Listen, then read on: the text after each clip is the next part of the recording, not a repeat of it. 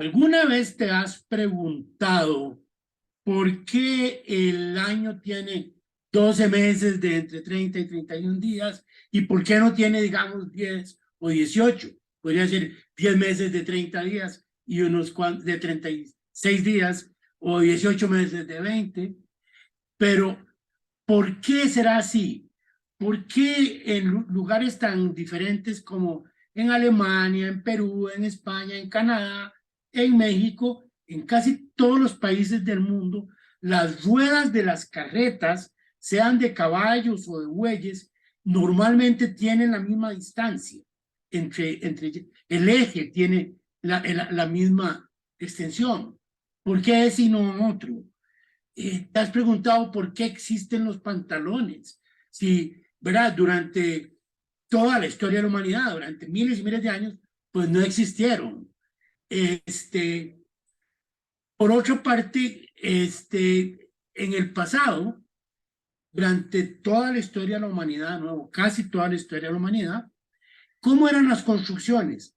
Apilando piedras y tablas, pero de pronto apareció el concreto, que permitió, por decir así, hacer las piedras, ¿verdad?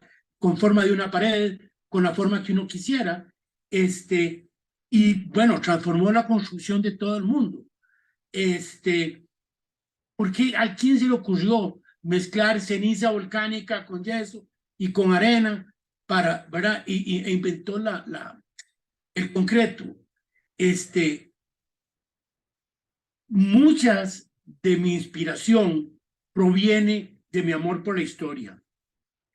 Y soy un convencido de que si no aprendemos del pasado, estamos condenados a repetir los errores una y otra vez. Soy Luis Guillermo Víquez, artista con discapacidad visual permanente, y hoy te voy a contar, voy a tratar de transmitirte en unos pocos minutos la historia del mayor imperio de la antigüedad, Roma y el Imperio Romano.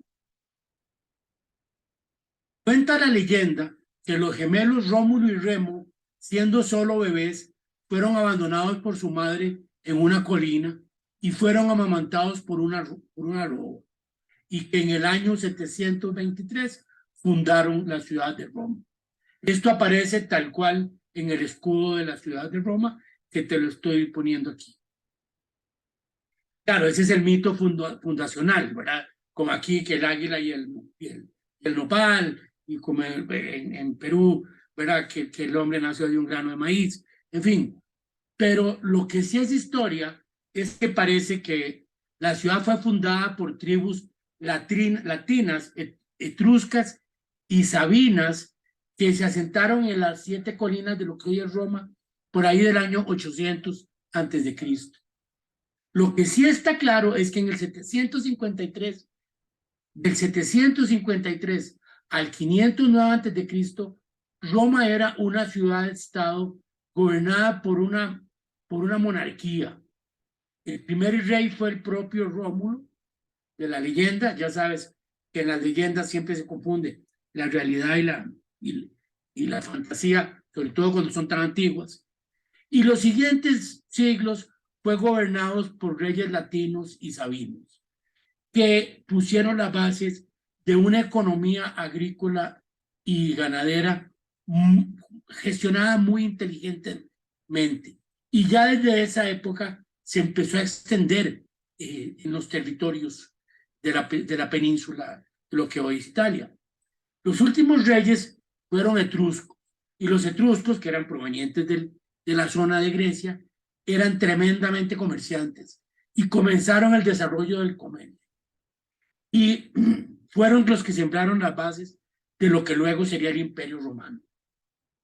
Roma tenía, cuando era una monarquía, tenía 3 clases sociales.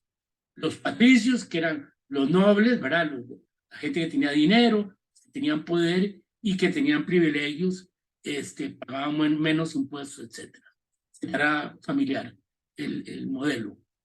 La mayoría es lo que se llamaban plebeyos, es decir, artesanos, ganaderos, agricultores, comerciantes, o sea, el pueblo raso. Y por último, los esclavos. que era una figura totalmente admitida en la época, y los propietarios hacían con los esclavos básicamente lo que querían. De hecho, habían esclavos que les tocaban trabajos muy suaves y muy prestigiosos, y habían otros que tenían trabajos espantosos. Con la expansión de Roma como reino, cuando todavía no era una república, cuando todavía no era un imperio, empezaron a nacer otra casta, otra selección, que eran los publicanos, ¿verdad? Que eran los que recaudaban los impuestos para Roma en las ciudades que habían sido ocupadas o conquistadas lejos de la capital. De hecho, tenemos un ejemplo, tal vez, si eres cristiano lo habrás escuchado, ¿verdad? En la Judea del siglo I, antes de que fuera evangelista, en la Biblia nos cuenta que Marcos era un publicano, cobraba impuestos para los romanos. Y tal como ocurre hoy en día, ¿verdad? Los gobernadores que están lejos, a los cuales no son bien auditados, pues se facilitaba que los publicanos y los gobernantes lejanos robaran parte de los impuestos, cobraran mordidas, o el equivalente a mordidas, para que la gente pagaba menos, etcétera, y se fueron volviendo muy importantes. Volviendo a la historia, Raza, el último rey de Roma se llamaba Tarquinio el Soberbio. Fue un rey que gobernó con mano de hierro, gran corrupción y violencia. Tanto que que el Senado lo depuso, y acabó con la monarquía de una vez y para siempre. El Senado era un consejo de ancianos, patricios y plebeyos, con la misión de vigilar a los jueces y a los gobernantes y a los servidores públicos. Un poco lo que todavía hoy, teóricamente, debería hacer el Senado en todas partes para que la gente hiciera su trabajo. Con el tiempo, su poder fue aumentando hasta llegar a influir en todos los temas del Estado. Y con el paso de los años también, ser senador se convirtió en una posición que se podía comprar, lo cual alejó la posibilidad a los plebeyos de ser senadores. Pues bien, como les decía, con la caída del último rey, en el año 509 a.C., nació la República, el primer país con ese nombre en el mundo, que vivió casi 500 años, hasta el año 27 a.C. Roma, ya siendo una república, continuó expandiendo sus territorios a todos los pueblos de lo que hoy es Italia, y ya en el siglo III a.C. sobrepasó sus fronteras, entrando, ¿verdad? Un poco hacia Francia, hacia la Sierra Franca, que es Francia, y hacia el Oriente Medio, rivalizando con las potencias de la época, que hasta entonces habrás visto en películas y eso, pues las potencias de esa época eran Macedonia y Cartago. Macedonia es Macedonia y Grecia, ¿verdad? Habrás oído hablar de cómo se llama, de Alejandro el Grande, etc. Y Cartago, que Cartago era heredera de los fenicios, eran navegantes y dominaban los mares desde muchos siglos atrás, y eran los que dominaban el comercio, el transporte de los bienes comerciales por el Mediterráneo. Incluso llegaron a salir al Atlántico norte y comerciaban trayendo productos del sur de Britania. Ojo que estamos hablando del siglo III a.C. Y con incluso los cartagineses habían fundado, en aquel momento era algo muy raro, una segunda capital en Hispania, lo que hoy es España, en la ciudad que hoy se llama Cartagena, que de hecho su nombre era Nueva Cartago. Pues bien, hace 23 siglos, te parecerá increíble, pero el Mediterráneo ya no era suficientemente grande para que estuvieran dos potencias, Roma y Cartago. Y entonces Roma entró en guerra en lo que se llaman las guerras púnicas, con Cartago, y aunque los cartagineses eran, como dijimos, hijos del mar, ¿verdad? Hacía miles de años.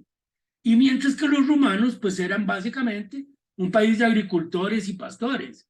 Sin embargo, cuando un barco cartaginés encalló en sus costas, los romanos lo copiaron clavo a clavo y crearon en aquel momento la fuerza naval más importante de la historia. Y finalmente derrotaron a Cartago. Igual derrotaron a los macedonios y a los griegos del otro lado, a los espartanos, y Roma tomó el liderazgo militar y comercial de toda la zona del Mediterráneo, absorbiendo el arte y la cultura griegas. Por eso es que, gracias a eso, en realidad, heredamos nosotros también gran parte de la cultura griega. La conquista de lo que les decía de Hispania, lo que hoy es España, y la Galia, lo que es hoy Francia, tardó como 200 años, una lucha muy, muy dura, que sin embargo concluyó en el siglo I a.C., de la mano del personaje probablemente más importante de la historia, que yo lo he citado varias veces, nada menos que el general Julio César, quien, estando envalentonado por su éxito en las conquistas que había liderado, organizó un golpe de Estado, convirtiéndose en de hecho se llamaba dictatore perpetuo, en una especie sin deshacer la democracia, la república, pero dándole una vuelta en lo que parecía ser una especie de regreso a la monarquía. En la conquista de Egipto, como veíamos en otra transmisión, César conoció a Cleopatra, con quien tuvo un hijo que fue el último faraón de Egipto. Finalmente César, a pesar de lo mucho que se le admiraba, fue asesinado por un sector conservador del Senado, entre los que estaba de hecho uno de sus propios hijos, un hijo adoptivo, Brutus. Julio César tenía otro hijo adoptivo que se llamaba Octavio, quien a la muerte de César lideró a los cesaristas, por decir así, y derrotó a los asesinos de César, matar. Pero nada de volver a la república. Él se proclamó el primer emperador, César Augusto, primer emperador del gran imperio romano. Y con él, en el 27 a.C., como le decía, nació el imperio romano. La dinastía de César Augusto se llamó la dinastía Julio-Claudia. Y a pesar de muchas cosas feas, históricas que tiene este periodo, que ya las vamos a mencionar algunas, fue un periodo de gran esplendor para el imperio. El propio Octavio terminó la conquista de Hispania y con él llegó lo que se llamó la Pax Romana, que es un periodo en el cual los romanos ciertamente ejercían parte de la ley, pero también no hubo ni guerras civiles ni grandes revoluciones, etcétera, en los territorios ocupados. De los siguientes emperadores de Julio, ¿verdad? De la dinastía Julio-Claudia, herederos de César Augusto, destacan dos que son tremendos y que la historia los ha hecho, hemos escuchado mucho de ellos, porque ya sabes que la historia siempre nos cuentan principalmente lo malo. Uno de ellos fue Calígula, un gran tirano, una persona de mente enferma y pervertida, que fue realmente una cosa espantosa en los 40. Solo fue emperador como 150 días, como medio año, pero bueno, así de malo habrá sido que nos acordamos de él 2000 años después. Y el segundo, emperador que fue terrible, que es el último de esa dinastía, se llamaba un hombre que ni un perro se merece, creo yo, Nerón. Un hombre que, si bien siento, era amante de la música y del teatro, fue un asesino sádico, incluso asesinó a su esposa y a su madre, y tristemente recordado también porque fue especialmente implacable con una nueva secta que había en el imperio que se llamaban los cristianos. Entre los años 43 y 84 terminaron de conquistar Britania, y en el año 68, o sea, a mitad de ese periodo, hubo un golpe de estado en el que cae Nerón, que fue forzado a suicidarse. Después de un poco de revueltas civiles, llegó una nueva dinastía que se llamaba la dinastía Flavia, que duró 27 años y construyó el famosísimo Coliseo. Eso es como decir, ¿verdad? Uno no ve una foto de Roma, Italia, sin que te saquen una foto del Coliseo. Como hablan de Francia, sacan una de París. Digo yo porque soy mexiquense, como las torres de satélite. Fue una construcción realmente significativa de esa ciudad. Después siguió la dinastía Antonina, que fue la época de mayor esplendor y máxima expansión del imperio. Fue la época de los llamados 5 buenos emperadores: Nerva, Trajano, Adriano, Antoniano Pío y Marco Aurelio. Con Trajano, el imperio alcanzó su máxima expansión. Aquí le estamos adjuntando un mapita. Y esa es la Roma que todos hemos visto en las películas. Era una ciudad moderna, próspera y floreciente. Una civilización avanzada como ninguna otra en la historia, a donde llegaban constantemente a toda la sabiduría de los pueblos que ellos conquistaban, la acercaban, y a su vez ellos, al lugar donde llegaban, construían termas, carreteras, escuelas, acueductos, mercados, viviendas de interés social, circos, por supuesto, y llevaban el arte y la cultura los lugares conquistados. Encuentra la moneda en un anticipo a las divisas modernas como el euro. De hecho, se alcanzaron progresos nunca antes vistos. Lo malo es que en la historia, después de los periodos de gran esplendor, los seres humanos desafortunadamente, como dice el poeta, en el hombre hay mala levadura, y siempre después de una gran civilización viene una gran decadencia. En este caso comenzó precisamente con Marco Antonio, el último de los buenos emperadores, y el declive empezó ya a fondo con su hijo Cómodo, al que vimos en la película Gladiador, aunque él no era ni alto, ni guapo, ni murió como en esa película, pero efectivamente ese es el personaje. Con él se extendió la corrupción tremendamente, las traiciones políticas, y pronto volverían las revoluciones y las guerras civiles. Tras el asesinato de Cómodo, llegó el emperador Séptimo Severo, y con él comenzó la anarquía en el tema militar, porque le dieron estos últimos emperadores, para lograr ser emperadores, le daban todo el poder al ejército, y entonces el ejército se corrompió. Esto lo hemos visto luego ocurrir muchas veces hasta en nuestros países. Hay una inscripción del año 1800 antes de Cristo en un muro en Roma, donde denuncian que el emperador Séptimo Severo y su hijo Carcalla habían recibido sobornos de los patricios. Para que veamos que no hay nada nuevo bajo el sol.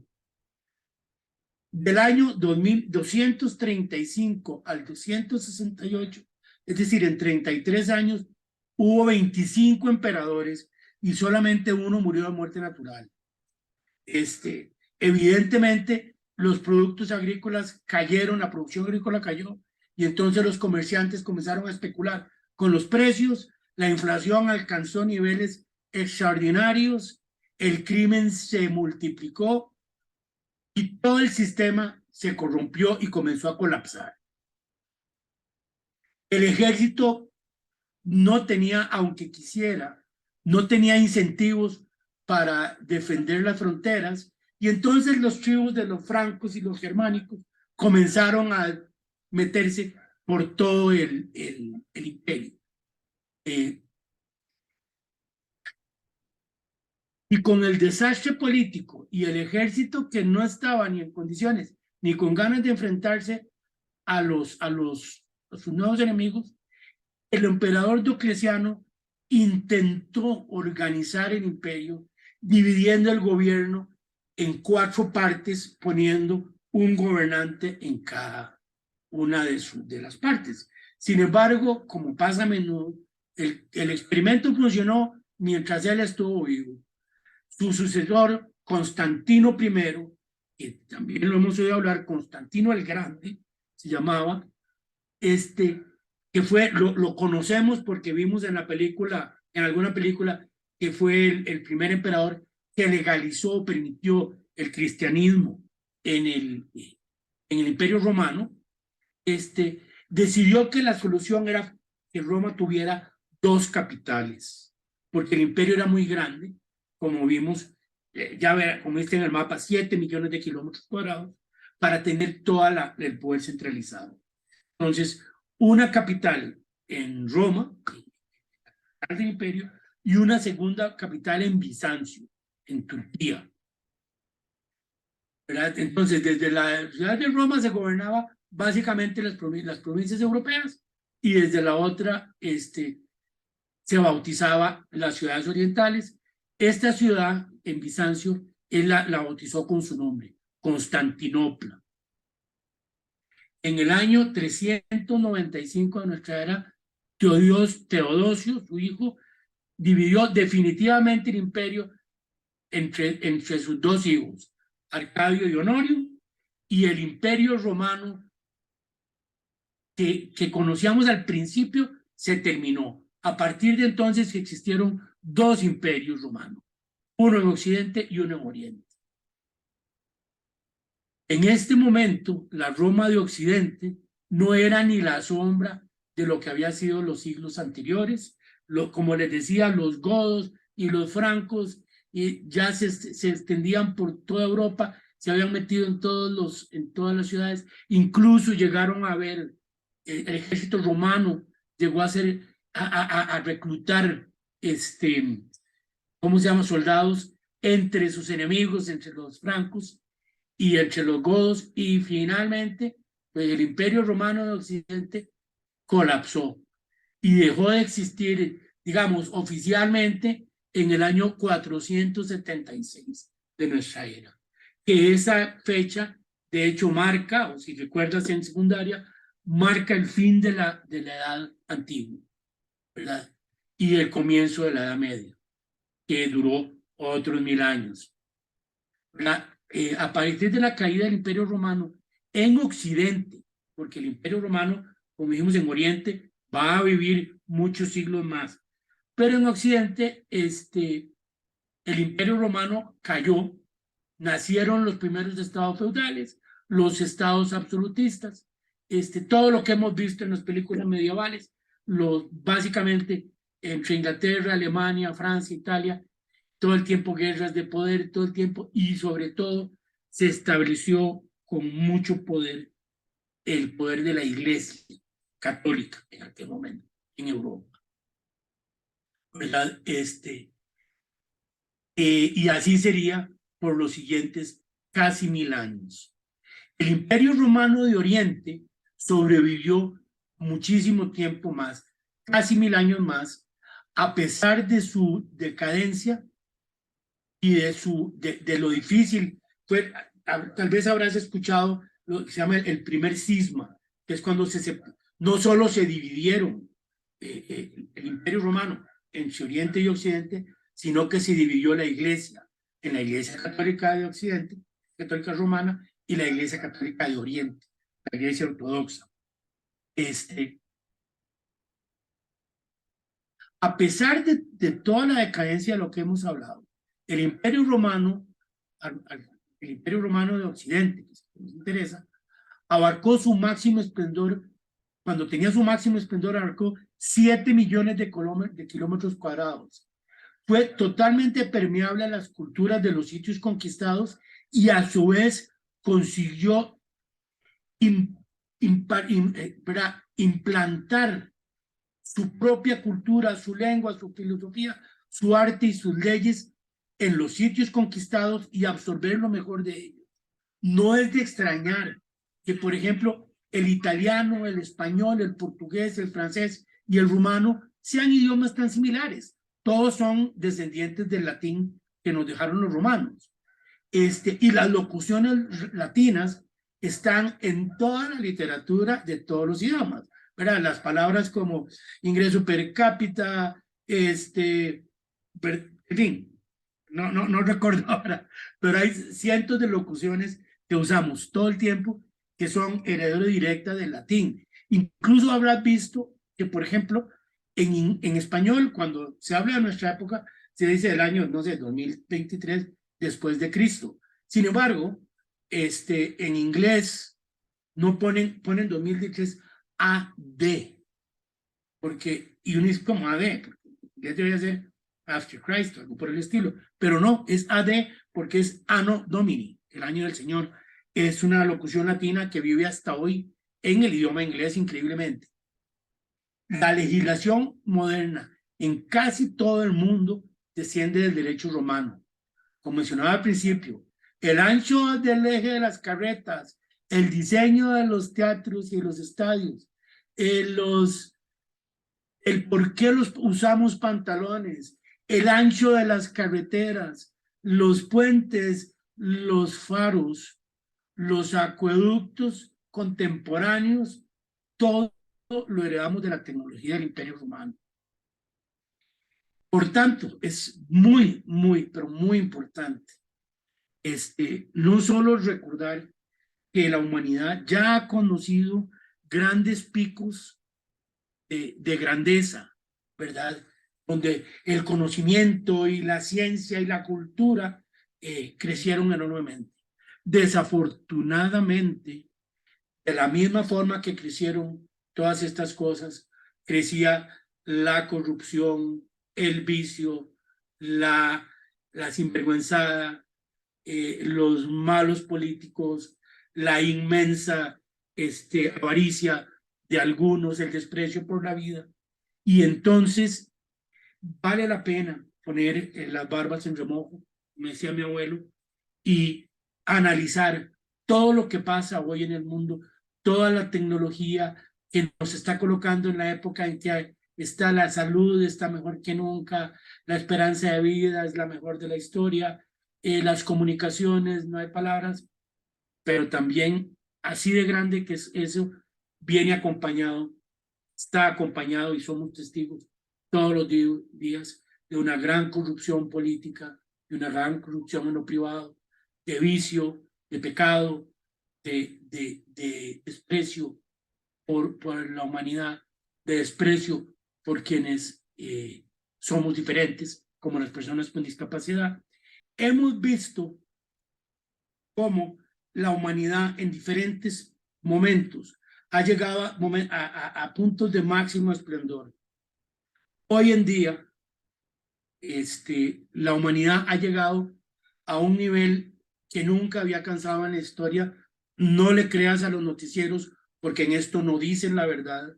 Nunca había estado mejor la salud, nunca había estado mejor la esperanza de vida, nunca se habían alcanzado tales niveles de bienestar en muchos sentidos. Las comunicaciones, pues, evidentemente, están en el punto máximo de la historia, etc. Sin embargo, hay que poner nuestras barbas en el remojo, como decía mi abuelo, porque ya esto lo hemos vivido otras veces y siempre con este crecimiento, y lo vemos hoy, que ha aumentado la esperanza de vida, ha aumentado la salud, también ha aumentado la corrupción, también ha aumentado el vicio, que ha aumentado, cada día estamos más cerca de nuestros semejantes a través de las redes sociales, cada vez se nota más el desprecio de algunas personas por otras personas, como el caso específicamente de las personas que tenemos discapacidad y otros grupos vulnerables. Por lo que es muy importante, tomar estas lecciones de la historia del imperio, probablemente el segundo imperio más importante que ha habido en la historia de la humanidad, para que aprendamos de nuestros errores y realmente logremos pues alcanzar la felicidad. Yo soy Luis Guillermo Víquez, artista y activista con discapacidad visual permanente, amante de la historia. Te ruego que si te gustó este video le des clic a la manita de que te gusta, compártelo en tus redes sociales, hazme tus comentarios, eso es muy importante, de qué más te gustaría que hablemos, y yo te espero aquí mismo en el colectivo Entre Todos y te deseo una magnífica semana. Muchas gracias.